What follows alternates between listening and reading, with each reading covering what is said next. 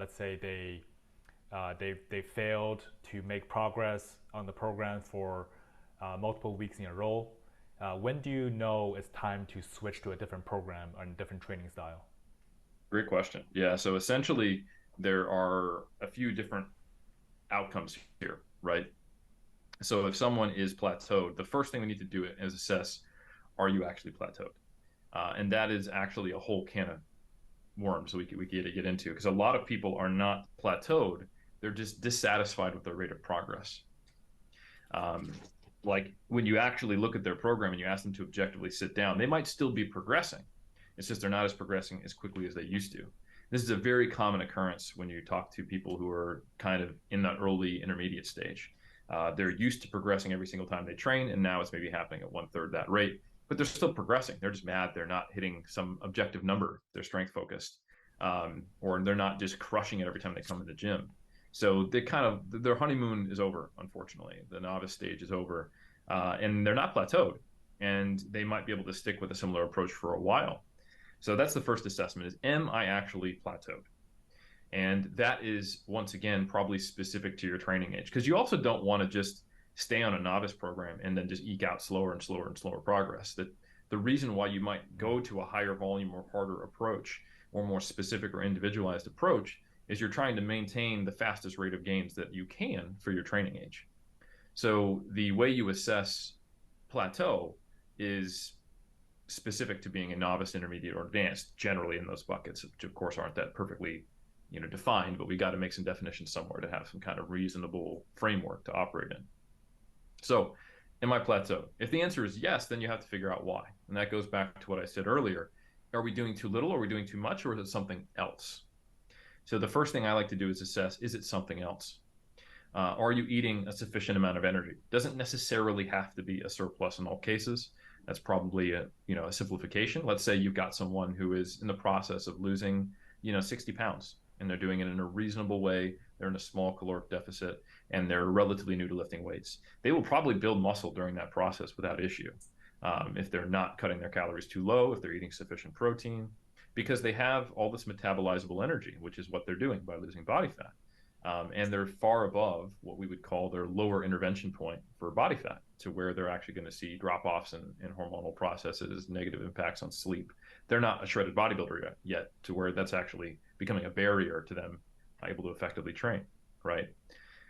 That's a whole other Likewise, if you're topic. to That's a big whole topic. other topic, but yeah, but it's certainly possible to build muscle while in a caloric deficit in certain contexts, and people do it all the time during their weight loss journeys, especially, or without really thinking about their nutrition, and maybe they're just kind of eating around maintenance when they're new because it's so easy for their body to adapt early on. But if they're hitting a plateau, kind of by definition, we're starting to get out of that novice stage, and now we need to maybe cross a few more T's, dot a few more I's. So the first one is, am I eating sufficient energy? I probably shouldn't be in a large deficit. If I am very low in body fat, I probably shouldn't be in a deficit at all, right? Am I eating sufficient protein, which we already talked about, maybe getting in around the zero point 0.6 gram per pound mark or higher? Am I getting sufficient sleep? If I'm clocking 5 hours of sleep a night instead of something closer to seven, eight, or nine, then maybe that's the bottleneck impacting my recovery, impacting my ability to actually grow or make progress. Then am I actually gauging the effort accurately? Maybe have some experienced lifter friend or consult with a coach, or hell, put it up on a place where a lot of lifters hang out online, and have them look at not only your technical execution of the lifts you're doing, but let them know, like, hey, I stopped here because I thought I had one more rep in the tank, and they're like, actually, you had like five. That was your. I know it felt hard, but you're barely slowing down. Why don't you just try next week? Go in there and push a little closer to failure.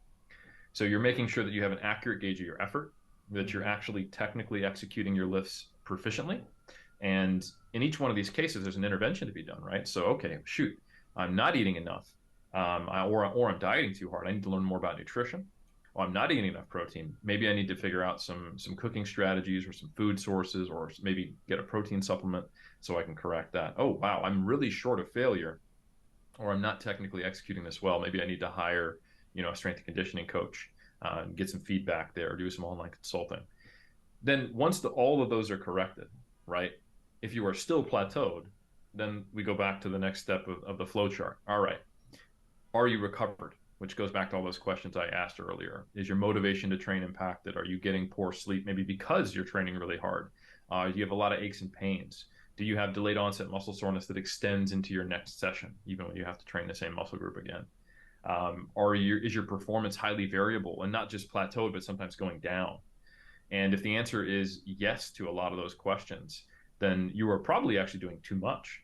And the next step would be try taking a deload and see if you can progress again. And a deload is just basically a light week. And when I say light, I don't just mean dropping the load, probably cutting the amount of total sets you do in half. If you're training 5 days a week, go in there and just train 3 days and hit the big compounds, or maybe just the accessories if your back's sore and all that, which is another thing that often happens when you're training too hard or doing too much.